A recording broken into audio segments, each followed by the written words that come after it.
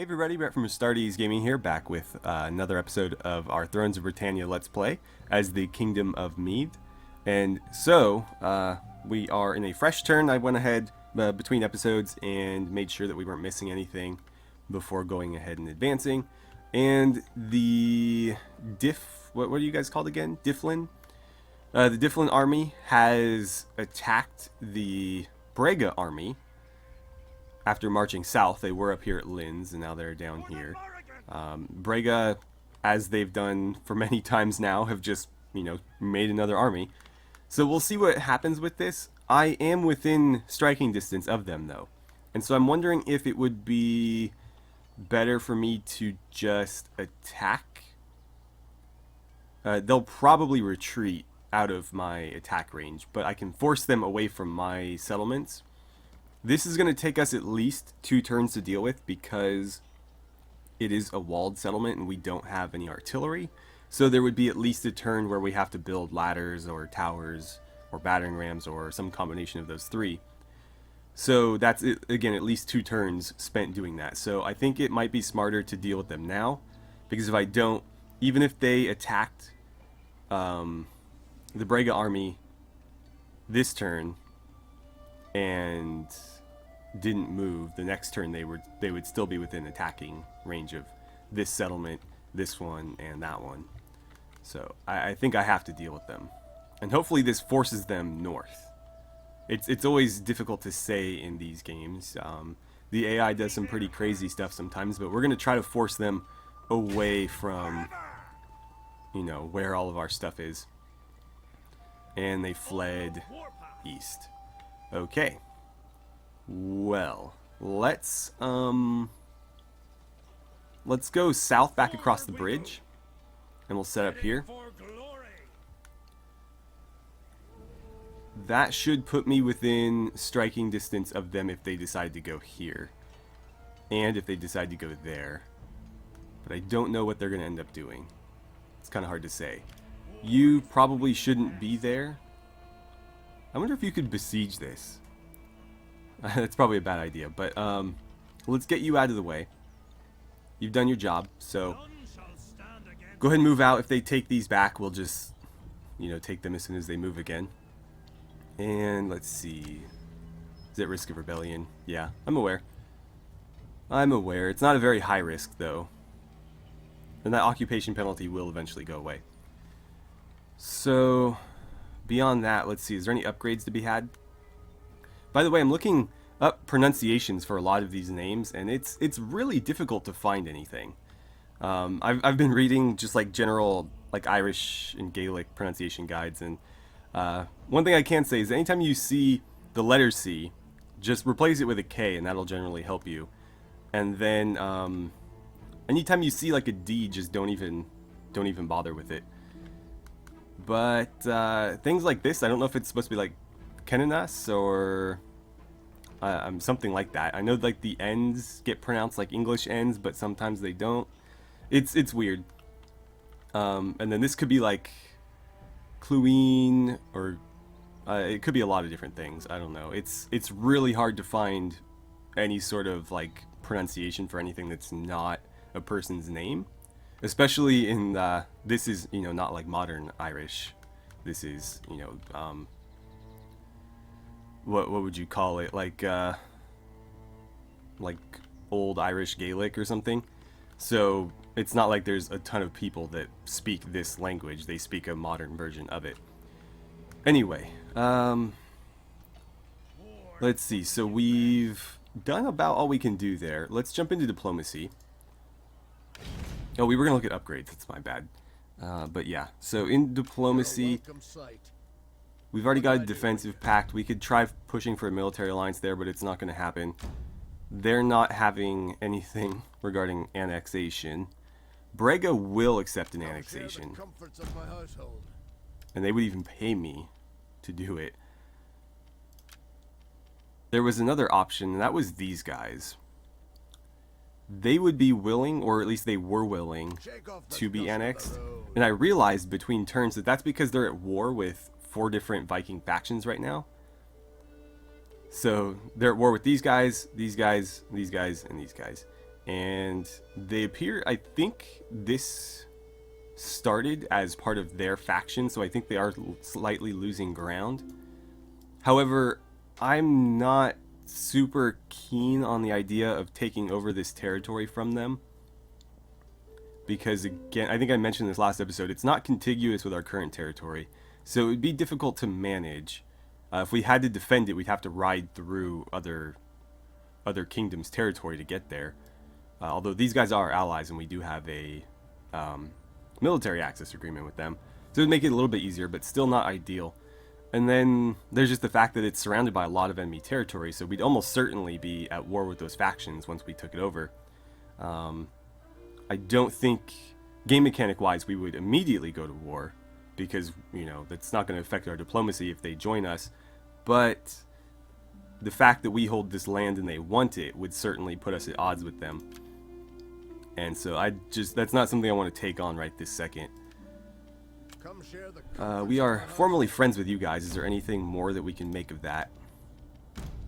No, there is not. And they are not going to have an annexation. They're, I think, probably the biggest faction in Ireland right now.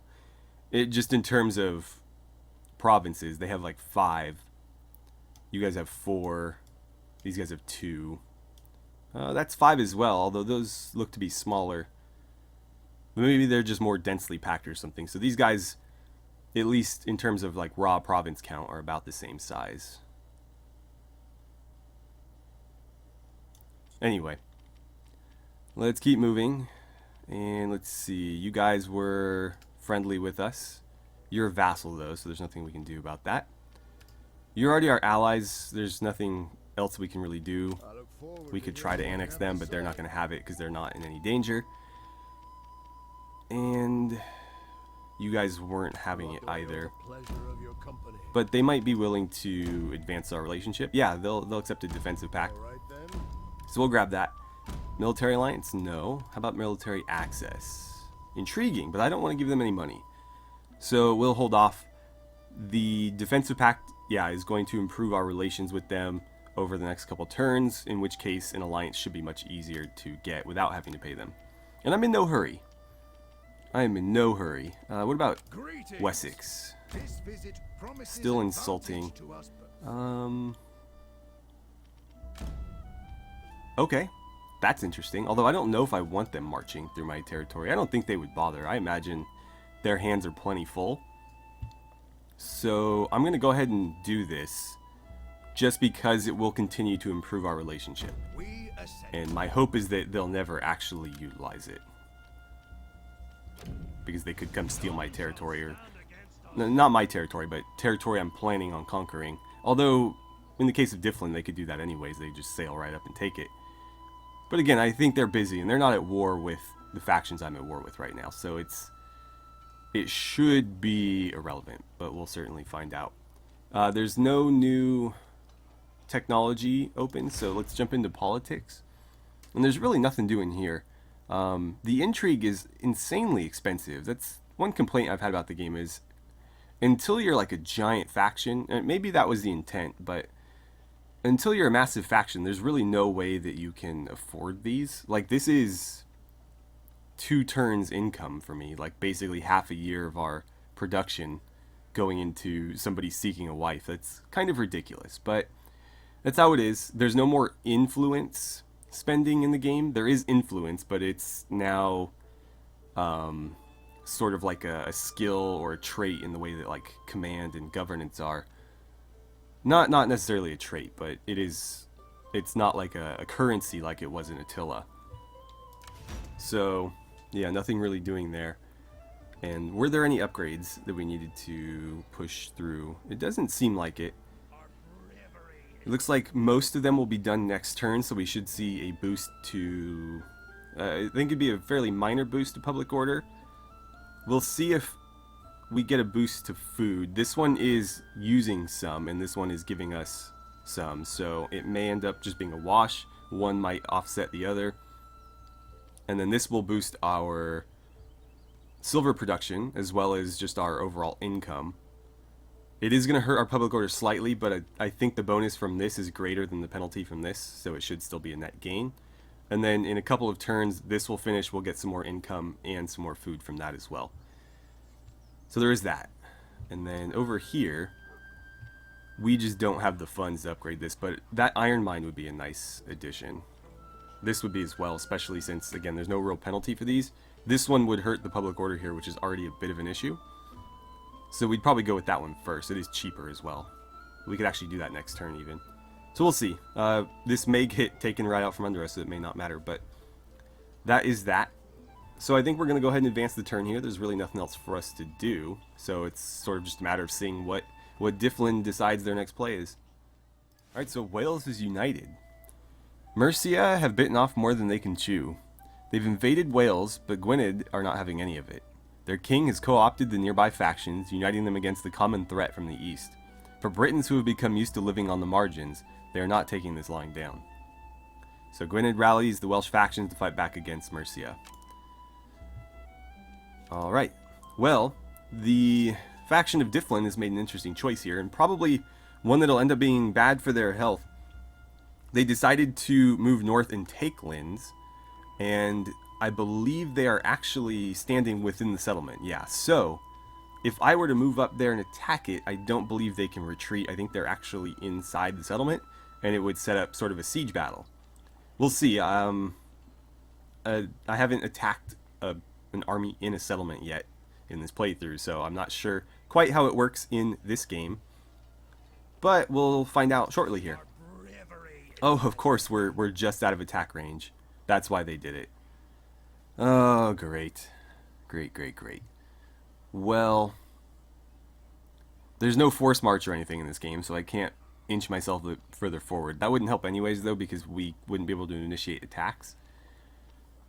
Man. So, let's see. There isn't really any choke points around here, so it's hard for me to limit their movement.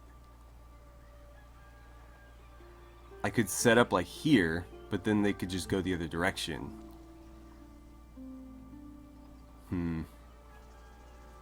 Let's just get as close as we can. And they'll probably just run the other direction, but, I mean, I don't know, because the AI does cheat. What level are you? Can I see? No. Well, I mean, we know you're rank 4, but we don't know what your skills are.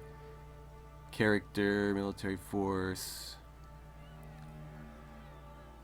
He doesn't have any boost to campaign movement, as far as I can tell. Yeah, I'm not seeing anything. He is garrisoned in there, though. But yeah, he doesn't have any bonus, so in theory, I should be able to outmaneuver him, but I'm pretty sure that the AI cheats in this game. Because again, remember, I have a slight bonus to my movement, whereas he does not, and yet he's still outmaneuvering me at every turn. Well, we'll get as close as we can. That will sort of force him to take a wider path, because he can't go through my area of influence there. But he'll probably just run around us, and if the AI does cheat, then we won't be able to catch him, unfortunately. I'm wondering, should I try to annex Brega at this point? They only have one settlement left. I wanted to do it anyways. I was just reluctant to do it because they were a nice distraction for Difflin, but at this point they're not really a distraction anymore.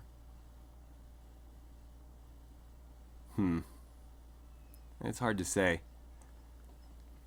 It's hard to say, because we don't want this army necessarily. By the way, I'm curious. I wish I could see their family tree, because I think their leaders keep getting killed. I'm pretty sure they're launching these armies under their leader. Oh, we open up technology? Community. Enables building of a library. Well, we have no other option. So, why wouldn't we do that? Great. At least we're working on something there. But yeah, I don't know what exactly is going on with their politics. Because I don't think this was the guy we were dealing with before. And I'm pretty sure they just keep starting up armies under their king and he keeps getting killed, so this could be like the third king we've seen, or maybe even the fourth. Come share the comforts of my household. Let's see, what will they give me in return? They'd pay me 500 gold to annex them. I guess I better do it before they get wiped out, right? Oh, 7? How much can we milk this for? Alright, so 7 is the most, but that's pretty good. That's what we make in like a turn, so this is an entire turn's worth of income for us, just to take on this settlement, essentially. And I wonder if we get their nobles as well. That would be cool. I guess we'll see. That's how it worked in Attila. You actually did get their nobles and stuff, but I don't know how it works in this game. I guess we'll find out now. Alright then. Okay, so that settlement is now mine. As is this army, and is there... Yeah, he did join us. So let's go into our faction now. We have an additional noble by the name of Kernach, who was once their king, now our general. He has no estates. He's pretty young. He would actually be a decent governor, wouldn't he? He's got a governance of 2, and I mean, he was the ruler of this place, so I don't necessarily mind giving him the governorship of it. The problem is, we don't have all of Brega yet, and so until we do, we can't assign a governor there. Or actually, maybe we just need Difflin or Dublin or whatever we're gonna call it, because that is the capital, of course. I don't think Lynn is gonna really hold us back from that. But why don't you get inside there at the very least? I'm probably going to... You know what? Can we just disband you? That might be better. Yeah, we'll just disband you and you can be a statesman. That'll free up some extra money for me as well.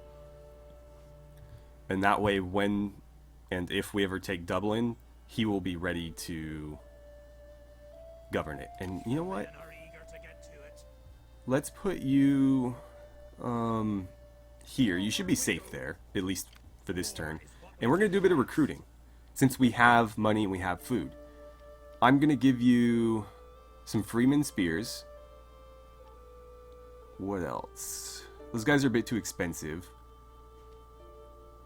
Did everything go up in cost? Oh, no, it's because he doesn't get the same 50% like discount that the king and his heir gets. Right, so we'll give you some Kern swordsmen. There's no archers available. We could take some skirmishers and some cavalry. What's that going to cost me? It's about 500 per turn, a little less than that, and 70 food. So that's more than we can afford. That's going to be 360 and 60. That'll leave me with a little bit of extra food. I think that's worth it. Yeah. Yeah, we'll do it. Now, they're not going to be able to win this siege, I don't think, but they might be able to at least besiege it without getting crushed. There's 7 units there. We don't know what it is. But we'll let them replenish for a little bit. Maybe I'll have them start besieging Difflin and just kind of waiting it out while we deal with this up here. And if I have to, I'll call in another 1 unit army just to, you know, take minor settlements again. But I think we're doing pretty well right now. So I believe we can go ahead and advance. I don't think we missed anything. You've moved. These guys made it here. Again, I ordered them from the capital up to Ardok, just in case these guys got any ideas. They are recruiting more troops. They were at 3 before, now they're at 4, so they might be readying to attack us, but at least we have someone here to slow them down. Although you'll probably just get steamrolled right over. Actually, you know what? What if I gave you... Really? Oh, because he was recruiting in... No, you're in Brega. So I guess that's faction-wide, not province-wide. That's kind of weird. I feel like that shouldn't work that way. Because the population of this province shouldn't have any bearing on the population of that province. So whatever I recruit here shouldn't necessarily limit whatever I recruit here, because it's different groups of people, but apparently it does, so I can't recruit any more spearmen there, unfortunately. And so with that, I believe we can go ahead and advance. Did I get everything here? Just to be sure. Come share the comforts of my household. Insulting still. Did we ever try this? Oh no, okay, so that would work. And what else can we do? Could probably... Oh yeah, they lost even more territory. I'm just not even going to bother. Because honestly, I can still conquer it from the Viking factions. It's not that hard to do. And again, it would be hard for me to defend it if I just took it right now through annexation. So it seems ill-advised. We have military... Oh, because they're vassals of Wessex, right? I was like, when did we make that happen? I think we can advance this a little bit. No, apparently we cannot. Okay, well, despite being on friendly terms with them, they're not interested in any further advancements of that relationship. You're a vassal, although probably not for much longer, it seems like.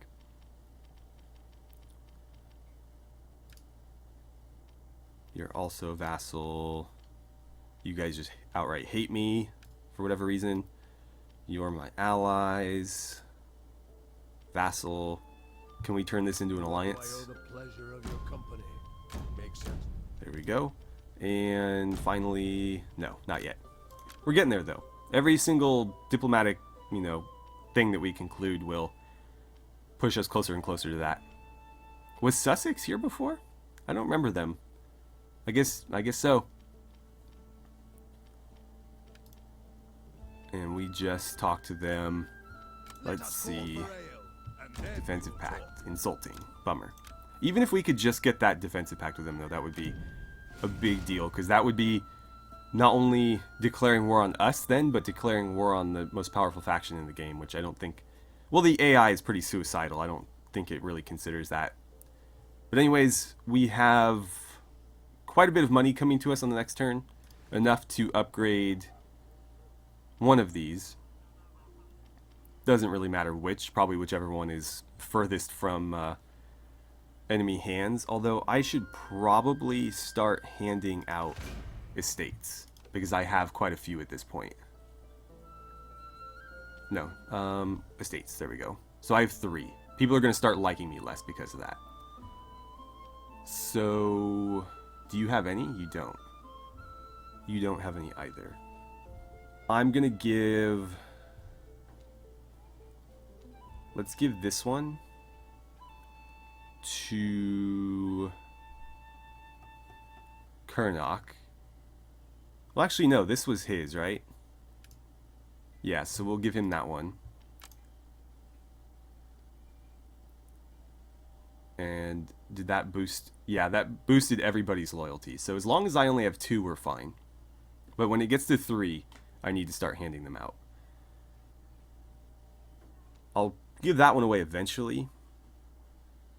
I guess I could give it away now. I'm just not sure who I should give it to. I guess I could give it to you. You're my governor. Yeah, I'll give you one. So it was this one. We'll hand that to this guy who is our general in Ardok right now. Alright, so I only have 1 now. And that should make everybody a little bit more loyal. Except for the guy that doesn't have one. He doesn't quite like that. And I lost influence because of that. But oh well. Let's go ahead and advance. Alright, so Difflin just will not fight me. They've actually taken to the sea to escape. And it looks like they're attacking this faction here. It looks like they've attacked that port. Looks like there's war declared between Orkneyar and... These guys, I believe, are Brythonic Scots, if I remember right. And then Kernok is ready for duty.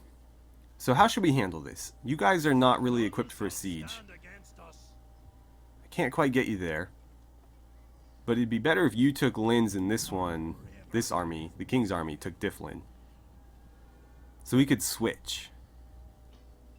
And then I would just leave that army in Linz in case these guys came back. Let's do that. So we'll push you down here. That'll get you a turn away from being able to attack Difflin.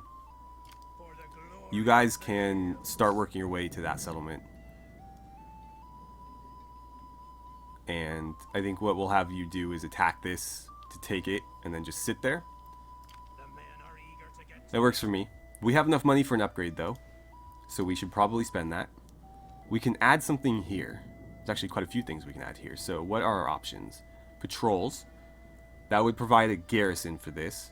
I think something like that would be more useful in a minor settlement, because we already have a decent garrison here. We could also add a blacksmith, a bell tower, which gives us public order and income at the cost of money. What's the point of getting church income if it's going to cost me upkeep? It seems kind of counterintuitive. We can do a tanner, a high cross, which gives us fame, money, and public order. That would be nice. Granary. That's going to cost us money, but it will give us food and add unit replenishment. That one's pretty good as well, but we don't have the technology for that yet. We'll definitely want a scribe, but that's a ways off as well. This one seems pretty good. It's just giving us money and public order, and that never hurts. This would give us supplies and food, but at the cost of money. Which, is that essentially what we have? No. Okay, so these are actually different buildings, right? But they do very similar things. It looks like this gives us less supplies and more food at the cost of money. This gives us more supplies and less food at the cost of public order. I don't, like, why would a food storage place cost you public order? Anyway, those are our options. The mill actually seems like the best balance because there's no penalty. But we can't do the mill yet. And let's see, what's the maximum? So 70 food here versus 50 and 50. 8 supplies, 6 supplies. So this is max supplies, this is max food. This is a balance between the two, and it doesn't cost you anything. I feel like mills are the best one. I mean, there's probably other ways to get supplies. I mean, you get them from farms, and these don't have penalties. So why would I build a building that has a penalty, you know? So that's probably what I'll do, is I'll wait until that's available and knock this down and replace it with one. For now, I think we're going to do the high cross. I don't know how many potential building slots we get. So do we only get 3? That's one thing I hate about this system, is like, if my decision would be different if I only had 3 slots here. Because we kind of want a blacksmith, and I'd be willing to sacrifice some public order and money for that. But if I have 3 more slots, then I'll just build it later, but I don't know. Like, and it's not going to tell me until we get there. For now, let's just do this. We can always tear it down later. Okay, so we did get another one. But see, why couldn't you just show that before? Why do I have to build something here to know that there's more slots available? Poor UI design. There's a lot of issues with the UI that I have, but I won't discuss them now. And we can also upgrade one of these. Which one is safer? You're closer to Lynn's. I feel like you're more likely to get hit. Although this one is along the coast, and they could potentially sail there and hit it. So that might not be a great idea either. Let's do the more inland one. We have an army nearby. It's not going to get hit right away. So we'll start upgrading that. That's all of our money, but that will start giving us more money when it's done, as well as, you know, food and all the other good stuff. And you guys should have finished your construction. Perfect. You know what? I could have upgraded this one. Again, I'd like to know where that is. This system is just so stupid. I don't know who thought this was a good idea, but like, why can I not see what province I'm looking at until I actually select it? Like, what other Total War game requires you to interact with a menu just to see a name? It's just like, why? But yeah, so it's this one over here. I'm not going to upgrade that one because these guys seem like they're going to attack us, and that would be the first place to get hit. I do have an army there, but it's not going to be enough to stop them, more than likely. So it seems like a bad idea. We're already upgrading this one as well, so we'll do that one, and hopefully we can get Difflin and Linz under our control fairly soon. I don't believe there's much else for us to do other than diplomacy, so let's take a quick look at that. Have you guys come around yet? No. No, they have not. But we've got everything else with them, so it's just a matter of waiting at this point. You are on friendly terms with us. We'll try to deal with you. Why have we not dealt with you before? Maybe you're just not willing to accept anything? I don't know. I don't know, to be honest, but we don't have any established friendship or anything with them yet, and they're not open to it, despite us being, you know, on friendly terms. Let's see, they like me even less. Why do you hate me? Some random event that happened before the campaign started, I guess. Yeah, that appears to be it. They don't like that we're dealing with Wessex either, but it's not that big a deal. And you're not any worse off than you were last turn, although you are still pretty bad off. Can we push this forward any further? Defensive pact? Still no. Military access? Still no. Alright, well, we'll keep trying. Skip over the vassals. They're vassals as well. They're our allies, so there's nothing else we can really do there. You're also vassal, so it's you guys then. Can we turn this into alliance yet? No. Shame. Shame, because I would love to get them to deal with this for me. I mean, they're already at war with that faction. So maybe they will do something, but I would like to be able to war target for them as well. My other allies are moving on them, but they're never going to get there. These guys actually have a chance. Let's see, and Wessex, things are still improving. We'll give it some more time. Yeah, still not having the defensive pact. So let's go ahead and advance. Ooh, so our general here, despite being 9 loyalty, mind you, decided to blackmail us. So I can accept lower influence. It'd be nice if it said how much lower. This is like really vague. Does that mean -1? Does it mean -5? Kind of stupid that it doesn't say. It does tell us exactly how much money we'd lose, though. So I think I'm willing to just pay him off, although you're probably going to be a target for assassination, so just keep that in mind, bud. Well, actually, this is our general, right? This isn't the governor. But yeah, you can expect to be dealt with very shortly. Probably put you at the head of an army and march you into enemy territory. So Difflin cracks down. One of the Viking long forts has fallen. Difflin is not wasting any time responding. They've taken control of every other Viking faction in Ireland and made them their vassals. They must be expecting more trouble. So all minor Viking-seeking factions in Ireland will become vassals of Difflin. Okay, does that mean that we're at war with all of them now? Because that really sucks. Let's see. Did all of these become red? They did. That's concerning. Well, not all of them. These aren't red for whatever reason. Maybe they're not, well, you're Irish or Gaelic, but you guys I thought were Norse, but apparently not. I don't know. We're not at war with them though, so no, you're the vassals. Yeah, I don't know why some of them are and some of them aren't, but that still sucks. We did get a character level up. This is our general who's about to go take Linz. What do we want to do with you? You've already got pretty good command. I would say quartermaster would be useful. Additional unit replenishment would be nice though.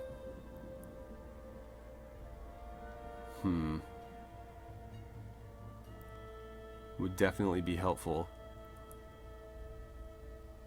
But then getting him to move farther would be as well. Okay. And so he was going to take Linz. These guys have sailed back south. They're not actually in the settlement yet. So if we take it, we can hold it and try to defend it against them. They do outnumber us though. And from what I've seen in my other playthrough that I'm doing off camera, the Viking factions tend to have much better units than the player does. they will have some elite units in there. So this could be a very difficult fight. But we're going to go ahead and grab it, because we'll start replenishing faster in there if we take it. Oh no, they're actually standing inside it. Of course, the game didn't make that clear. Ah, crap. Well, let's see.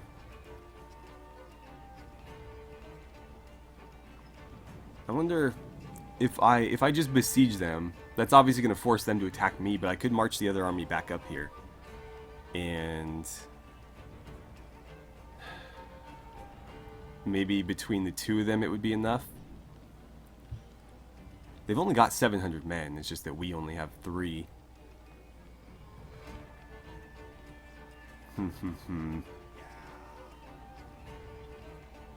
Let's see. They will disembark from their transport safely along the coast. So yeah, these guys are in ships. They're just, apparently they were in the port. It didn't look like it though. Huh. Well, if you try to retreat, they're just going to run you down and defeat you. So you may as well stand your ground. And yeah, I can get you up here to reinforce. So we could do that. I'm just worried somebody's going to come up and snatch Difflin from me. Because that's more important than Linz is, clearly. But there's nobody around. These guys have started backing off. So, yeah, let's make sure we defeat this army first. Move it now. You're asking the impossible. Just hang out there. And it'll be 2 turns to get back to Difflin after we defeat them. But we should be in reinforcement range there. I mean, we're like right on top of them. Right, so 2 turns left on our research. We'll look at diplomacy in a second, but we need to see what we can do about this guy. So what to do with you? Again, intrigue costs a small fortune, so there's nothing that we can really do about it. It's like almost 3,000 gold to assassinate somebody, so we'll probably never be able to do that. Again, I could just march his army into its death. I don't know where I would do that right now, though. But we'll probably do that eventually. I can't abide by what he did, so yeah, we'll make sure that he finds himself at the head of a 1-unit army attacking an enemy much larger than that. Is there anything else here that we can do? Obviously we're out of money, so upgrades aren't really an option. So we'll look at diplomacy. There's a couple factions, again, that we're close to getting alliances with. That's still insulting. Who are you? You are at war with them. Why won't you join us then? I mean, like in an alliance, not necessarily like annexation, but like we're all fighting the same enemies. You guys have lost even more ground. So you're basically gone. I could annex them, but what's the point? We're at war with these guys, so actually we're at war with these two. These two we are not. Because I think one of them is a vassal of the other. So they didn't join Difflin. But either way, there'd still be 2 factions we'd have to defend against, so that wouldn't hold. Plus, if they get defeated, these vassal states should get freed from their, vassalhood. And that'll allow me to start dealing with them directly, which would be nice. I have no idea what you guys are up to, but that ward target doesn't seem to be helping, so why don't you ward target them or something?